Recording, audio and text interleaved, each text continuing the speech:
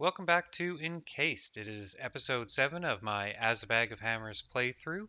We finished off going through Junktown in the last episode, and in this episode, we are going to check out Magellan ostensibly to find a power source for the emulator, but also because Magellan is the biggest quest hub in the game. So after a nap, I've noticed I have the debuff addiction, so I'm going to have to get that sorted while I'm at Magellan. I have picked up all my crafting supplies though. Magellan is the largest location in the game, spanning 7 floors and this parking lot. If I were to show literally everything, it would be a 4 hour episode. I'm gonna cut to the interesting parts, the quest givers, and if I manage to steal anything interesting. Howdy. A White Wing employee is standing near a car with the hood up, clutching a thick book to his chest. His badge says Gampero Stelvardi, Therapist. The book says Jupiter Moon Repair Guide. You! The White perks up, throwing a 1,000-watt smile your way. I bet you know a thing or two about cars. Could you help me out? Agree to help with the repairs? I don't think we know. Do we know anything about cars? I thought so. You're a miracle. His manic smile remains fixed in place. His eyes gleam wetly, as if he's a bit high. Folks are like, "Oh, Giampero, do you want to try an experimental engine? Said he would be an amazing ride, but so far all I've got is an amazing breakdown." His mouth stretches into a broad smile again, his perfect teeth gleaming. They're messing with me. They're like, "You can find parts in any warehouse, but how am I even supposed to know what I need? I'm sure you know. You do know, right?" Just kidding. I'm positive you know. Leave, saying you'll look at the car and decide what to do. See ya. Let's go ahead and head on in. So I figured I would start with floor 4 to see if I can do something about this addiction before I go on. Wouldn't want to be walking around with a charisma of 9 when I could be walking around with a charisma of 10. This guy looks like a doctor. This isn't a glioma. Salutations. A keen man dressed in white is reading out excerpts from clinical records and adding his own comments as he goes. He looks up and gives you a cheery nod.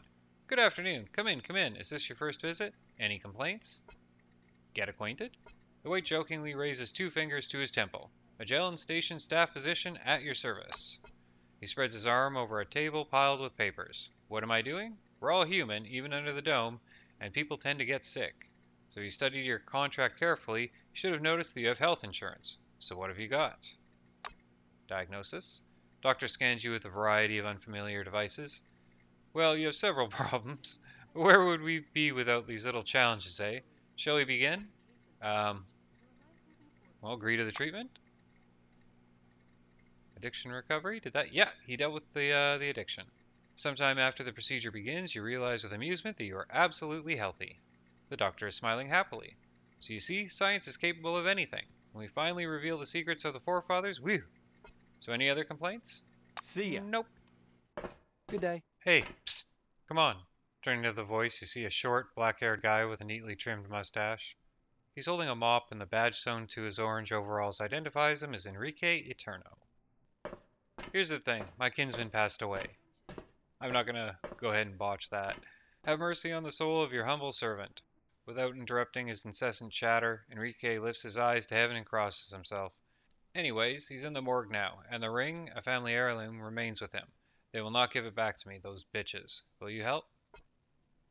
Sure." Eterno pats you on the shoulder with a hard, heavy hand.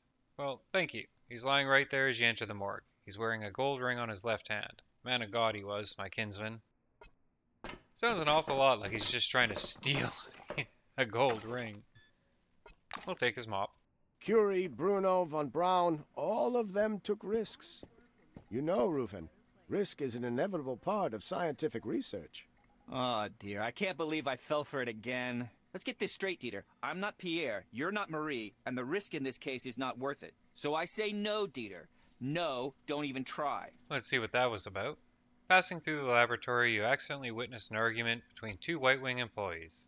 A pale, bespectacled man with a beard flails his scrawny arms as if drawing something in the air.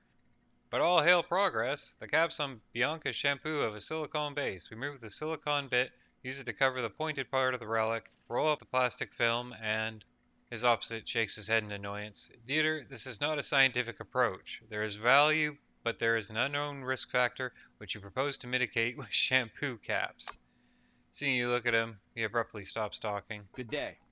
After an appraising glance, the White comes closer. There's a relic in our laboratory that we have to bring to the surface, but it's sensitive to decontamination.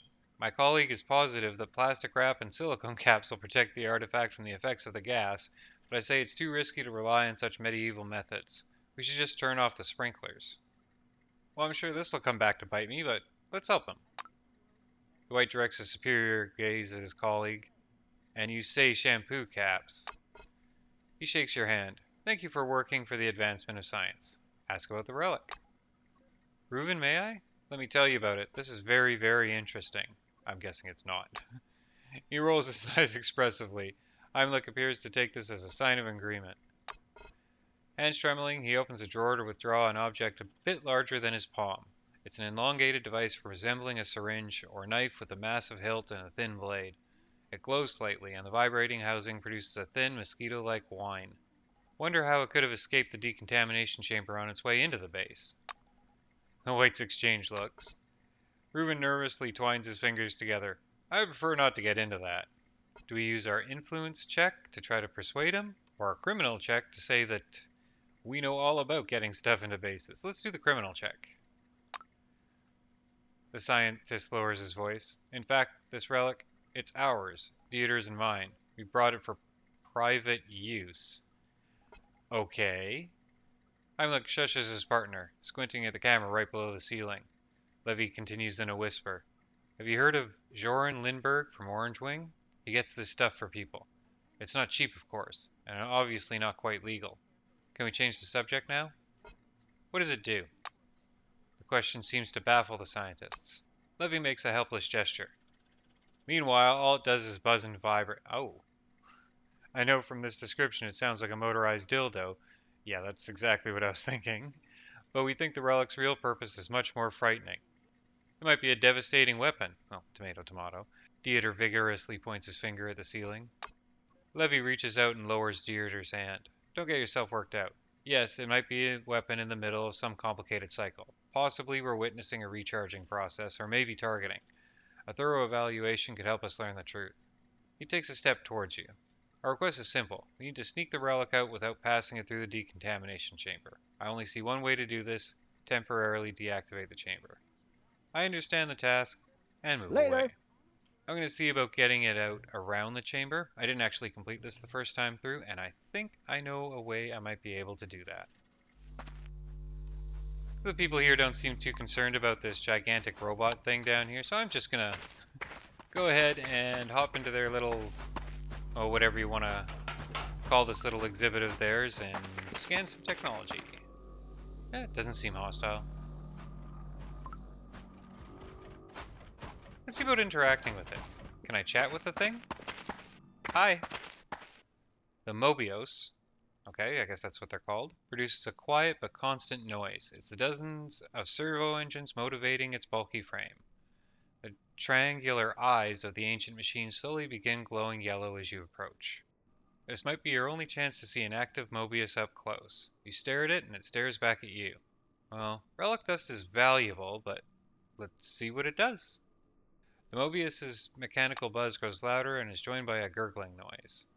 The thin slot on the machine's front panel blazes with a bright strobing light. In response, your handful of dust begins to radiate various ethereal colors. Neat. Now there is one last thing I'd like to do on this floor before I leave Magellan, but I would like to hit a couple stores and empty my inventory before I do that. So we will be back. I see a guy with a shop sign above his head. Judging by his grease-stained blue uniform, you're looking at one of the mechanics responsible for preparing equipment for missions. He's looking gloomily at the orange truck. The mechanic looks up at you. What do you think? I'm going to ask you for help and you're going to go, yes sir, right away, and fix everything? Well, fuck you twice. Ask him if he has any idea what might cause a car with an experimental engine to fail. Well, probably the experimental engine. He frowns, plainly thinking you a fool. Have you at least seen one of those engines yourself? The system is modular, idiot-proof, or so I thought. If something's not functioning, you just swap out a part. One moment, I'll show you. He draws something in the air with one finger. This is the rotor, see? And inside it, in the middle, there's a doohickey, what do you call it? CPS. Okay, so presumably that's how we fix the car outside. What's wrong with the truck? The technician theatrically throws his hands in the air. How should I know? What am I? A mechanic? He stops and scratches his head. I don't know what's wrong with it. It's broke. All MM's machine are either broke down or about to break down. He spits. Well, before we move away... Oh, hello. Other than one melee upgrade manual, he didn't have anything I was interested in, but I will relieve him of all of his money. Let's check out this guy's truck, though, because I'd like a truck. You look over the totaled orange truck with the faded license plate. It really looks like it'll never work again. Look beneath the chassis. You look under the car. Oil is dripping from the gearbox gasket. Its consistency is closer to mud than lubricant. Look under the hood. The orange hood is covered with dirty fingerprints. It seems like this car has spent more time in a repair bay than on the road. You open the hood and take a look at the engine. It's covered in oily sand. Kick the track plates. Not hoping for any proper result, you kick the mud-covered crawler tread. Your kick causes the body of the vehicle to vibrate slightly. There's a loud clank from under the hood and the dashboard lights switch on. The starter turns over and the engine begins to rumble quietly and steadily. Indeed, this is the way your luck runs. It started? Really? I knew it. Any monkey could fix this hunk of junk. I can't think of an answer to that isn't insulting to me. I want the truck. He glances at the quietly purring tractor, obviously displeased. This thing, any dumbass could fix it. What am I supposed to do with the rest of my day? Goodbye. Oh, it looks like if I had heavy-duty driving, which I think is driving 60, I could probably steal it, because you see it's attached to Criminal 90. Alas, that is not to be. Oh my god, you are not just standing in front of me, are you? Yeah, he's effectively blocking my character. So I actually had to reload the game. Luckily it auto-saves at each spot, because I could not get my character past that NPC there after he'd walked there. You're not busy? Come here, please. What's up? A woman in an administrator's uniform is looking around, clearly lost. As you get closer, you read her badge. Oya Rasmussen, trainee administrator. Come on, don't be shy. She begins to speak in a strong Scandinavian accent. Listen, can you help me? 2 oranges are skipping work. They are unpleasant people and I'm afraid to talk to them. She looks down at her feet. Alright. She opens the folder and rifles through the pages. Let's see. Their names are Erwin Immelman and Theodore Leary. Svetlov and McPherson are expecting them. Let them know. See ya. I happen to know where these guys are. I don't see any red icon here, so let's go ahead and pick this lock.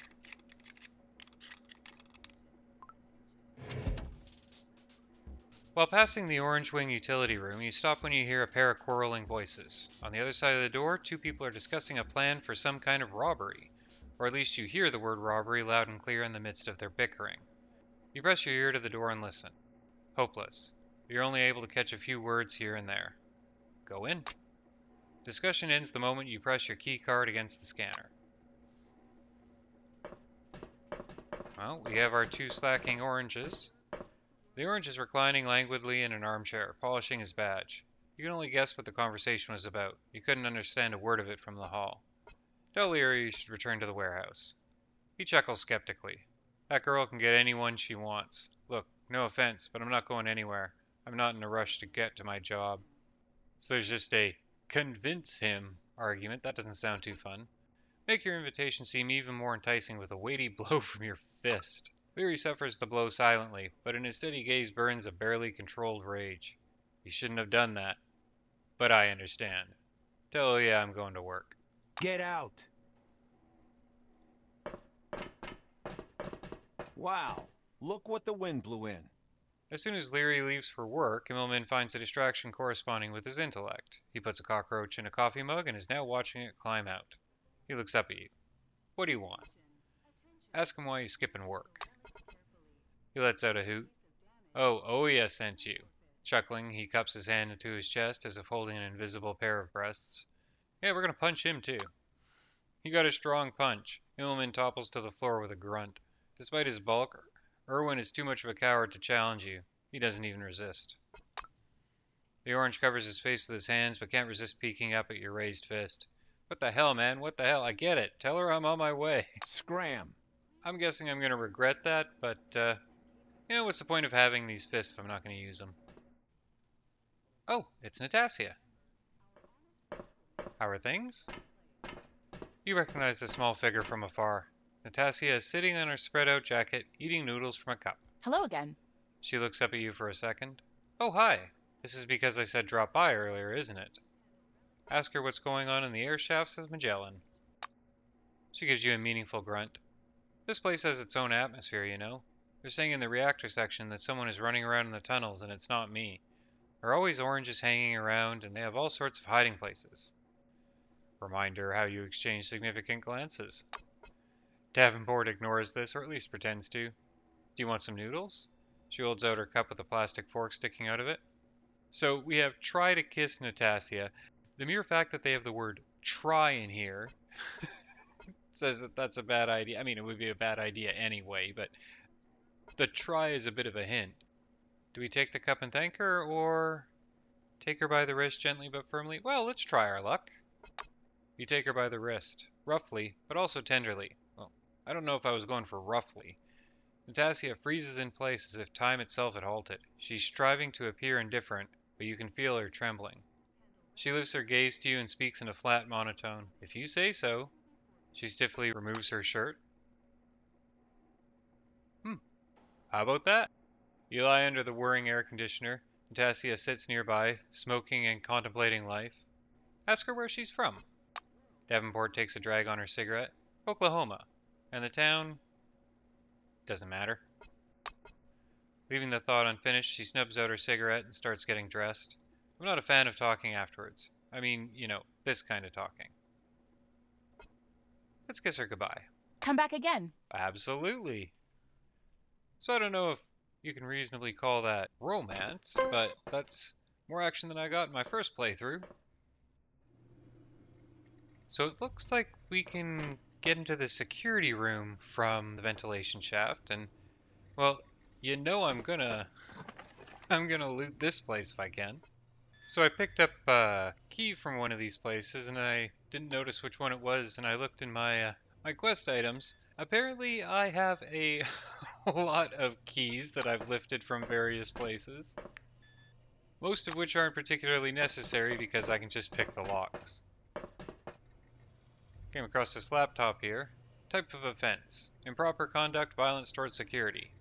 Perpetrator: Amelia Larson, Orange Wing. Details: with the top of her jumpsuit removed and naked to the waist, Larson approached guard Vaclav Chapek and engaged in unwelcome sexual advances. Chapek politely declined her offer, explaining that Larson was not his type, to which Larson responded by beating him with a rubber device molded in the shape of a chicken, Gallus Gallus domesticus. Chapek's colleagues came running at his cries and observed the situation for some time, laughing, cheering, and explicitly expressing their approval of Larson's actions. Chapek is not popular among his peers. Only when the victim fell unconscious did the guards intervene and detain Larson. Chapek was moved to the infirmary. Employees of White Wing examined the rubber chicken and noted its unusual weight. Turns out the toy's internal cavity was filled with bolts and nuts. The weapon was approved safe for storage, after which it was placed in the evidence room. Larson states she recalls nothing about the incident. She speculates that her behavior must have been induced by a relic she's been working with. No similar property has been detected in this type of relic. The origin of the chicken is similarly mysterious. So I decided before trading with the guy downstairs I would have a quick look at the gun merchant, and she had a better blunt weapon for me, a Judge Bat Nightstick level 3. Which remember is the same as the first weapon we got, but level 3. Welcome back. Let's see if there's any new armor pieces we might be interested in. Oh, he has guns too. Oh, I bet you this is the stuff I sold him last time, so he probably doesn't have anything new. So I managed to pick up a slightly better jacket for Crump. Let's move on. Floor level, -3. Let's see what there is to be seen at the military post. I see we have damaged servo shell. Oh, Kepler! How are you doing? Welcome back. Kepler greets you with a firm handshake. I went to see Holiday. He's already joking around, the little bastard. Things aren't as bad as they seemed. Ask if you can help somehow. He stays quiet for a bit. Actually, you can. Here's hoping this isn't secret information. Holiday and I were going to Nashville to find out what happened out there after Maelstrom. No one nosed around out there after the incident, and apparently no one will anytime soon. Holiday is in way over his head, of course, so neither of us is going there anytime soon. The soldier sighs heavily and lowers his gaze. Looks at you again. Bottom line, if you could go out there and place this activity tracker, I'd be very grateful. Sure, why not? Brightens quite a bit at the news. He puts the device in your hands. Great, just place this thingy in the truck parking lot and get the hell out of there right away. Don't play the hero, okay? If you feel like you can't handle it, back away. I hope to see you again soon. Do you know what this is? You see a tall, nervous woman with a steaming cup of coffee in her hands. The glittering badge on her chest bears the name Ida Grace. Sipping her coffee nervously, Grace is dressing down a private standing in attention in front of her. You're not soldiers at all, you're rats. You're the worst thing that's ever happened to the police inside the dome.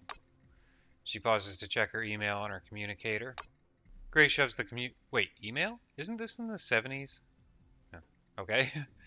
Grace shoves the communicator back into her pocket and continues.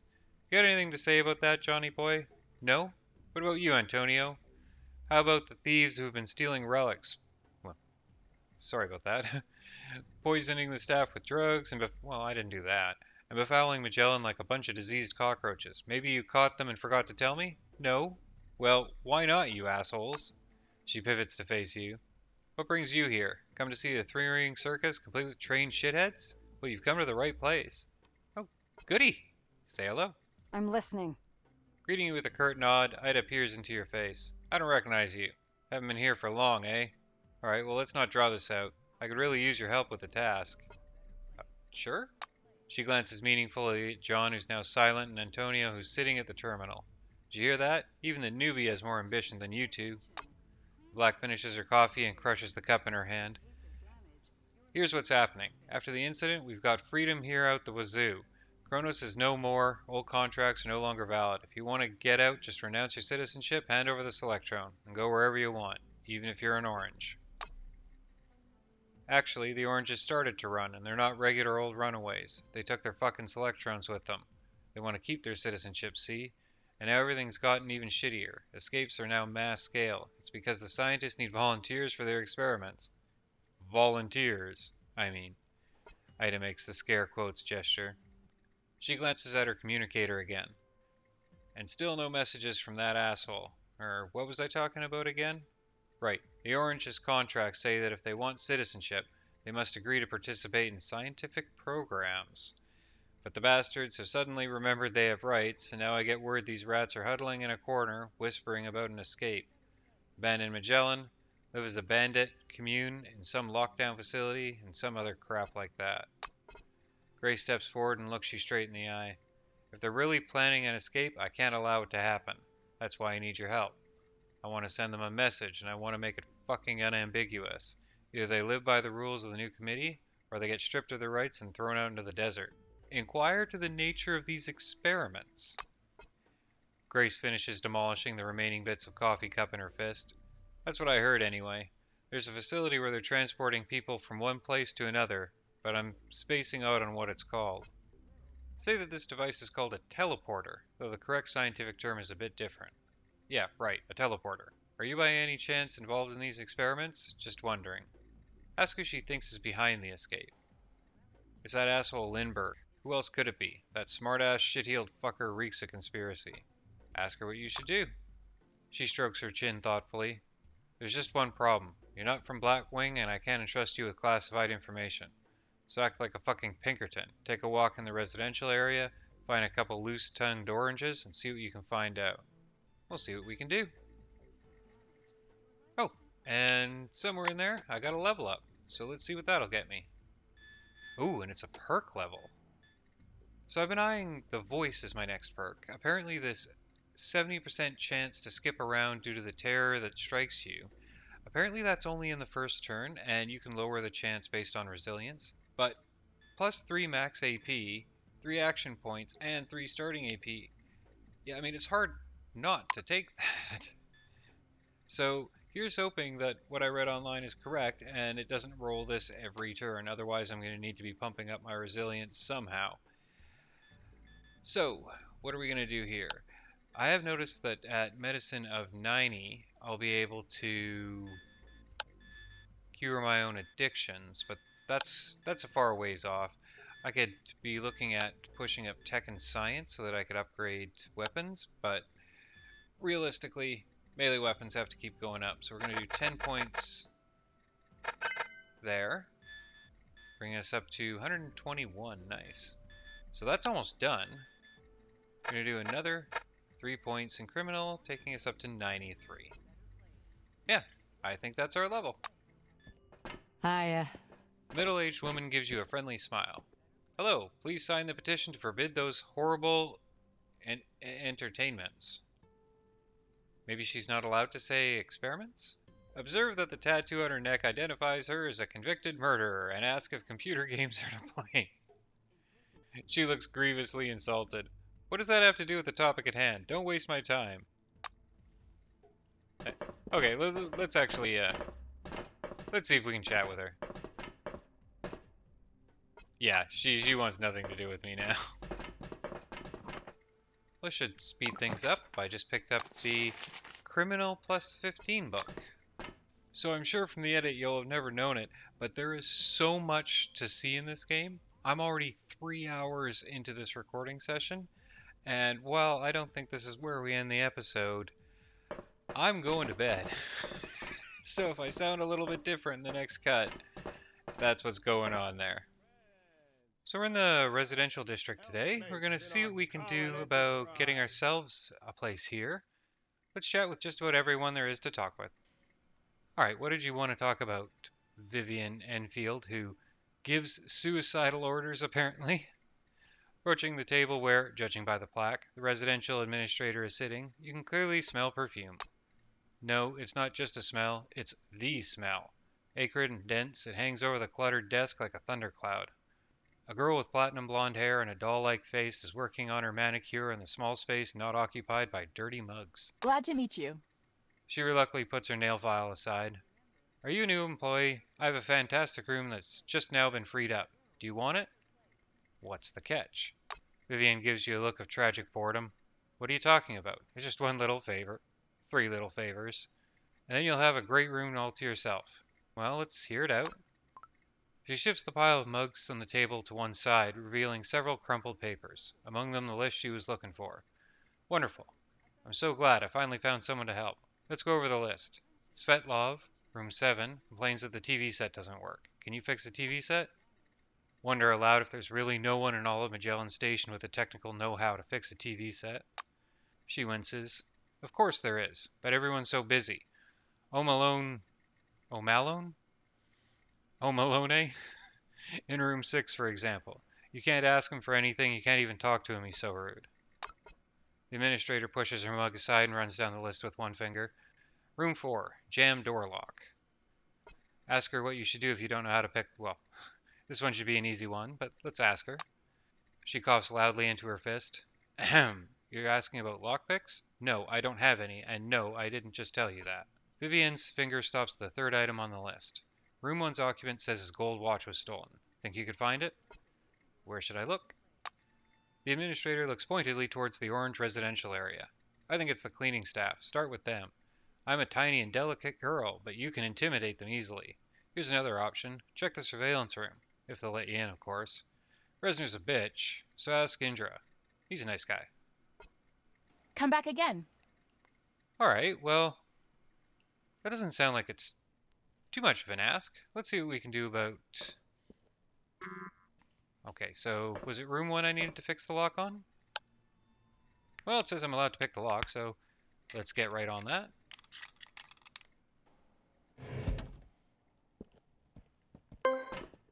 Oh, hello. Torn off badge. Okay.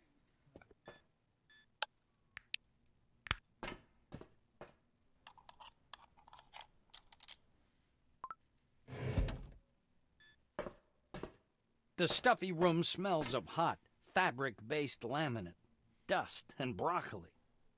The bearded, bespectacled guy hunches before 2 terminals. 2 cameras hang above his table. One is directed at the screen, the other on the sitting man's face. Never turning from the screen, he points at an empty spot on the table. Is that my lunch? Great! Put it over there. Hope you weren't cheap with the broccoli. I'm not the food guy. The blue, sitting, raises his head in astonishment, blinking rapidly. Are you seeing this, guys? Strangers in my room again! He addresses the camera. He pats you on the shoulder. You're on camera. Wave your hand. Hey, guys, let's welcome our guest here. Let's move away. A short woman in an orange wing uniform is walking around the residential block with a watering can. Her badge says, Dahlia Fleschner, Public Amenities Department. I'm all ears. She nods indifferently. You need something? Let's start by asking what's new in Magellan. No idea. I don't listen to gossip. I got too much to do. I water the plants, stuff like that. Okay, the Orange's escape plan. Dahlia's gaze flickers with uneasiness. An escape?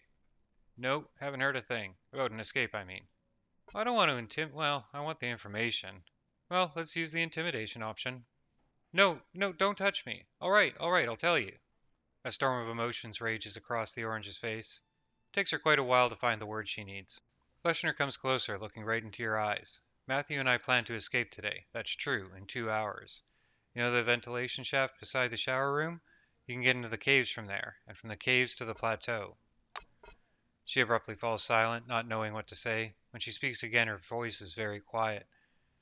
Matthew said he knew how to climb down. Please tell me you won't hurt him. He's a good man. He's really a good man. Thank her for being honest. Albeit after I threatened her. Have a good one. So you'll notice when we're not traveling, time actually goes by in real time. So when it says I have 2 hours, I have 2 hours. Although I don't think that's actually a fixed 2 hours. I think if I were to take longer than that, or less time than that, or any amount of time, I think it'll still be fine. So we found the TV. The Super Color Galaxy screen shows a series of never-ending black stripes. The TV set is broken. I'd rather not start by punching it. Let's turn it off and see whether or not this fixer... What exactly does fixer do? This gel containing smart nanoparticles is something like liquid duct tape. It's able to penetrate structural damage and restore the integrity of complex machines such as robots and turrets. Tech 60. Okay, let's see if we can make Tech 60 happen. Okay, so we have some comic books. Let's see. Tech 60, fix the TV set. You remove the back cover and work on the problem for a while. Fortunately, it's not too serious and can be fixed without soldering. You put the TV set back together and turn it on. Everything is working. That was...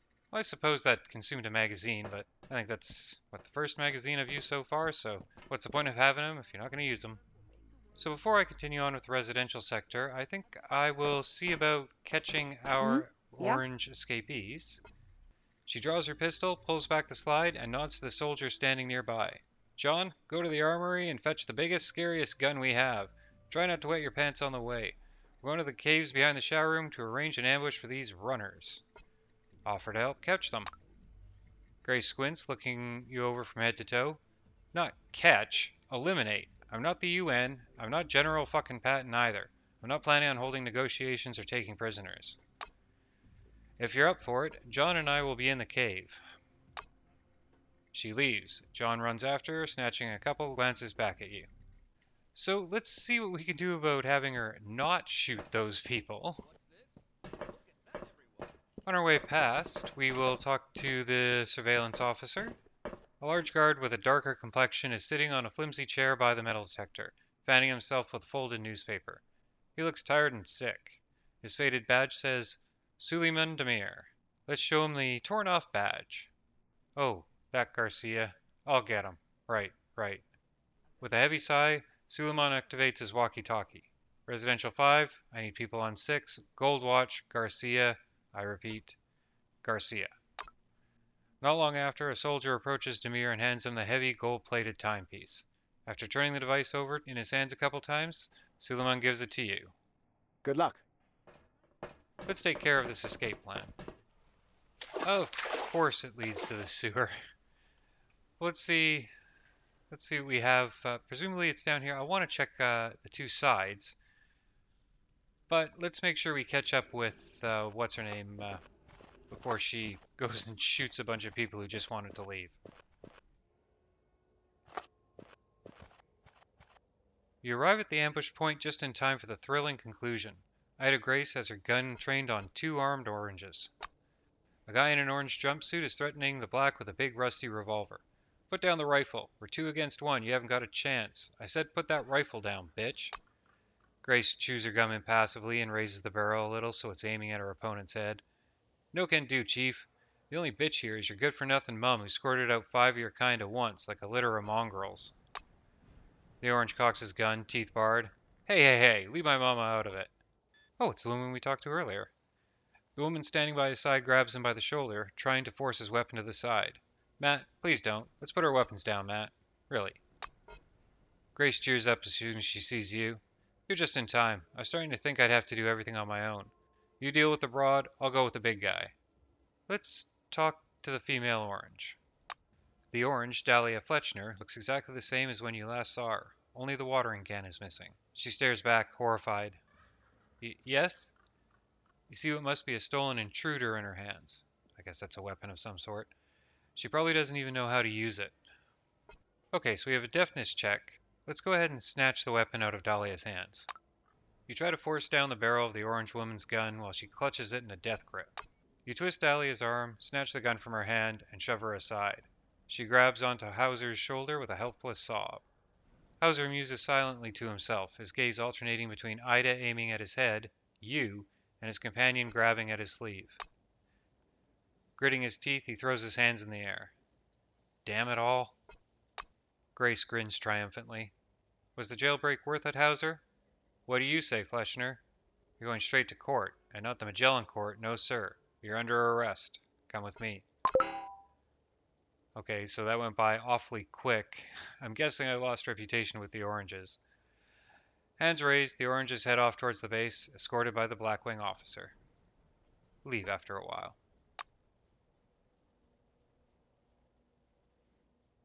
Okay, so I got reputation with the Blackwing and the Silver Wing. Lost a bit of reputation with the Orange Wing. That wasn't how I wanted that to work out, but no one died. So we're back and exploring the sewers. Looks like this Blue Wing employee isn't doing too well. He had one bolt on him. Help me, please. I'm not ready to kick the bucket yet. Come on, don't be shy. A very grubby and very scared person peers out through a slit in the crooked gate. His head is wrapped in a rag from which a thin stream of blood flows. The stranger slips as far into the gap in the door as he can. It's not far enough. Arvel Beers, Magellan Station Plumbing Team. Help me out, pal. You're the only help I got. Pneumatic drive. The Blue nods contemptuously at the punctured pipe leaking steam. Someone thought it'd be a wonderful idea to use reactor coolant for the shut-off mechanisms. That man has a pumpkin for a head. I was working on this section when the pipe cracked and the door immediately jammed. See? I even got hit by a shard. Beers touches the bloody rag on his head. How can I help? The plumber tries and fails to pry the door panels apart. Bastard. So there's a corridor like this on the left where you can find the terminal that controls the door's pneumatics. If you can equalize the pressure in the circuits, the door will unstick and I can get out. Let's see what we can do. One. That won't help. The door is jammed. Oh, okay, we have mines. Let me see, what is our mine disarm skill?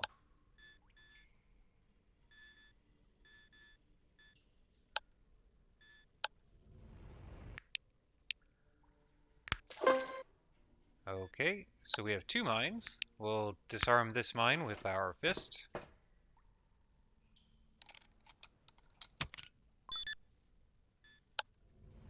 And get to punching the second mine.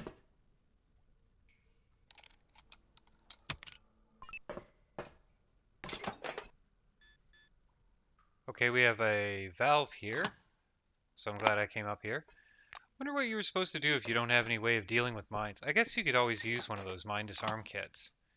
But failing that, I guess you'd have to disarm the mine the fun way.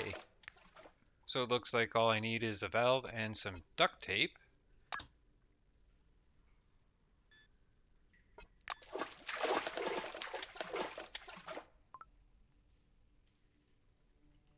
Okay, that got us through here. Oh, and how about that? Our first combat since we put together our melee team.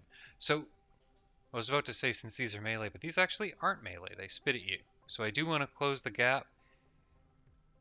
I don't want to run all the way. I do want some defense left. Let's move up. Well, we'll probably take one extra space because it looks like it's not going to cost me another movement or action point. Yeah, there we go. We'll go into defense mode. Oh, that healed her. Okay, so with Crump all the way at the back, he's got to run all the way.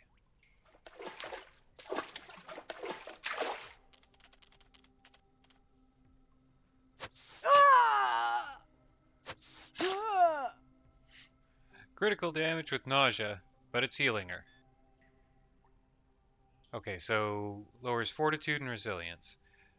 Alright, let's see. So we can get up to AP 14. Wow. Okay, we'll use 6 AP to get up there. We'll go into fighting stance. And what's our heavier one? Do we want to... Yeah, let's use one big heavy hit. That seems to have done plenty. And a smaller hit with the baton. And back to Fox.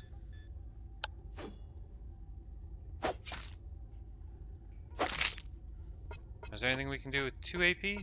No, we will raise your defense class.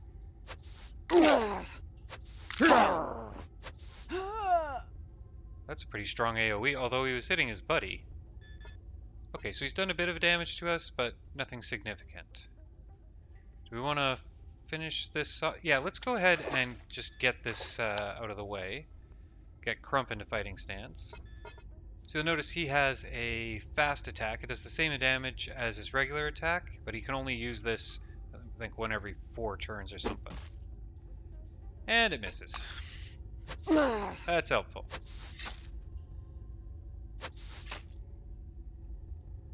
Alright, so I should be able to finish this off. Tempted to just leave Fox back here to deal with this. But I don't want to chance it. So let's take one hit. Let's not chance it. Let's finish it off.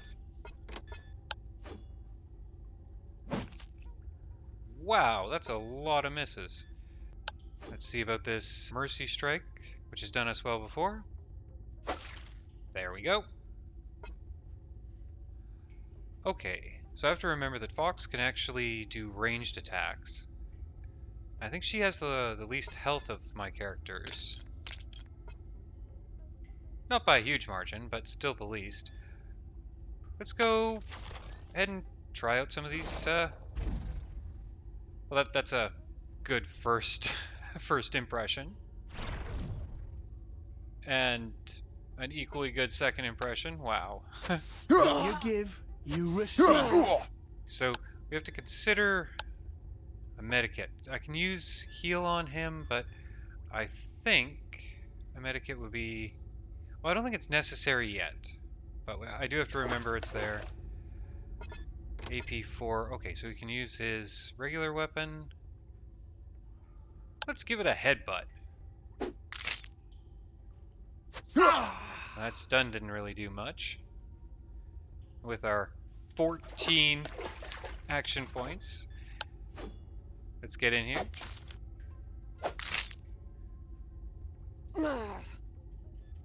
Let's keep these psi attacks up. With another miss. One more miss and I think 28, that's not bad at all. Get moving up there, Fox.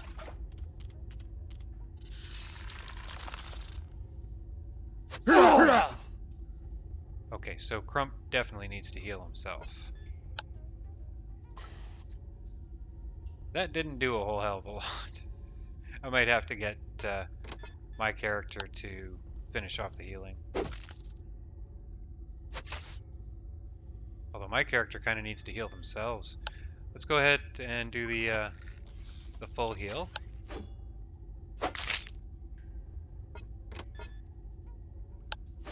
and do a desperate attack for critical damage. Nice. You won't even feel. I'd really rather take on the one that's almost dead. So let's keep using the ranged attacks, which will miss. Come on, actually hit him.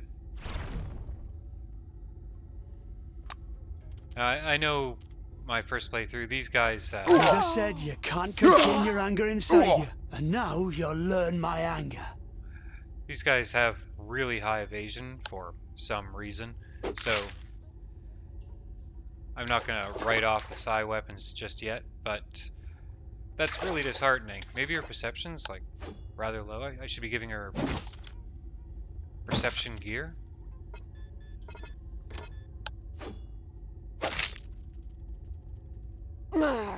You know what Fox can do? Why don't you go ahead and you use a medikit on Crump, so that Crump can get on with the punching. And you skip the rest of your... Oh. So, if you skip the turn, your remaining AP, depending on your stats, can get added to your next turn. However, you don't get any bonuses for defense, and it looks like the enemy I'm up against took advantage of that. Now, should I give him a headbutt? Let's do the headbutt. A critical headbutt. Nice. Alright, am I in desperate need of heals? I would say no. So we have 2 more up here. Now I could try to draw them down, but I'd rather get right up in the middle of them. I would have rather get right up into the middle of them. Okay, well, can I actually hit any of them from down here? Nope. Well, that's unfortunate. Okay, get into defensive posture. And get healed. And Crump, you go ahead and close the entire distance. Alright. Miss 14 AP points. Can move in and start doing damage. And I think I'm better off with 3 hits of the baton.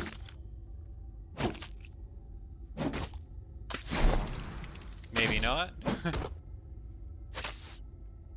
Okay, so knockdown I think knocks me out for 1 turn.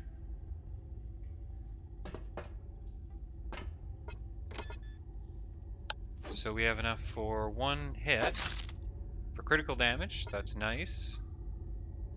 Do we use the Mercy Strike now? That's what we have time for. Put it down. Kind of a waste. And you can still get hit while you're knocked down, unfortunately. Come on, Crump, get me a crit. Nice. And save up that little bit of defense. Well, apparently I can't stand on top of my own character, so let's just do the psi damage. And actually get a hit. A good hit, too. And naturally followed up with a miss.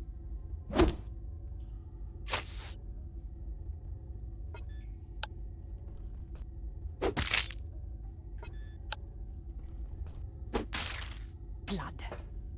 That's my blood. No, it's not. You aren't injured. Well, I mean, you're a little bit injured. You have poisoning, but you'll be fine. I'll go ahead and use my my first aid to clean up the rest of our injuries. Control panel. This angular, old-fashioned console with red screens controls the pneumatic doors in the Magellan sewer system. Judging by the readings, the pressure in one of the circuits is several times higher than normal, while the other circuit is much too low. Equalize them. This system seems overly complicated. Studying the levers and valves, you understand that it's all very simple, even primitive. You easily equalize the pressure. Wonder if that's because I have points in tech. Because I wouldn't expect my character would find anything simple. Oh, how about that? Something I can't lockpick without help. Okay, well let's grab one of these lockpicks, which raise lockpicking by 15. and get a flamethrower. I don't have any characters that can use that. Well, at least not competently, but how about that? A flamethrower. Alright, buddy. I think we got you set free. Glad to meet you. Hey, buddy, how's it going? My rescue operation, I mean. See We ya. supposed to... Oh, I guess we have to use this again? Ah. Oh, that gave me a bonus reputation with Crumb. Hiya. He shakes your hand. Oh yeah, big one. If it wasn't for you, I'd be rat food by morning. I'll go find a medic. They'll stitch me up. He looks hatefully back at the door, and then he'll put a bucket on the head of the smarty pants who invented the system. Ooh, am I pissed off. Have a good one. Let's see about getting him healed before he walks away. Where are my bandages? There they are.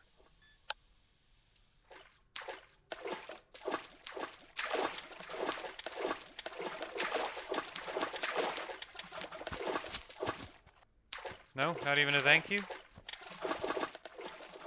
Kinda hoping for some pay dirt back here, but I guess he had all the time in the world to scour it. So let's see about that room. And I was starting to get bored. Vivian continues to work hard on her manicure. As you approach, she puts the nail file aside. Any problems? Discuss her requests. The administrator is diligently working on her nails. Yes, I'm listening. I would have taken care of anything myself, but so much has been going on lately, don't even have time for coffee. Speaking of, would you fetch me a cup of joe, please? The stolen watch. You hand the watch to the administrator. She examines with a squeamish grin. Only a chump like Garcia would steal a piece of junk like this. What? Yes, they already told me you stole it, but thanks anyway.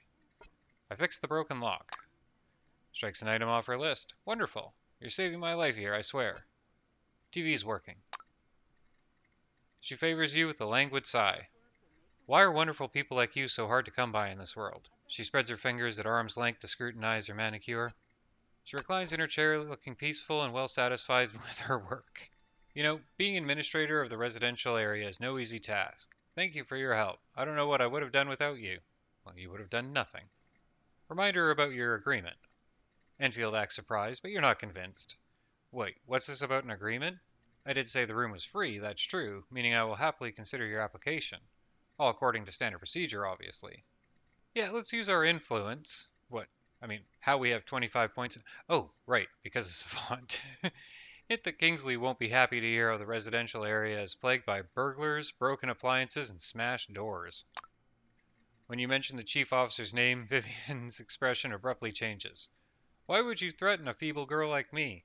Oh, you know, I'm confident your application will be approved, so why don't I check you in right now? Here, the key to the room. Take it. Please. She summons a decent facsimile of a smile. I don't need to give her grief. I got the key out of her. Let's see if she'll barter. And I'll sell her a hammer that she will literally never use. We'll take the key and go. Have a good one. So this is my room. Comes with my personal box and a tiny little bed. I will use both. So despite the fact I've cut out about 2.5 hours worth of content at this point, and all that content, that's fantastic in a single player game. It's great that there's so much here. It doesn't suit a YouTube video all that well. We're already closing in on an hour here. So I'm going to cut it here. And in the next episode, what we'll do is we'll explore the rest of Magellan, pick up all the rest of the quests, and I will see you then.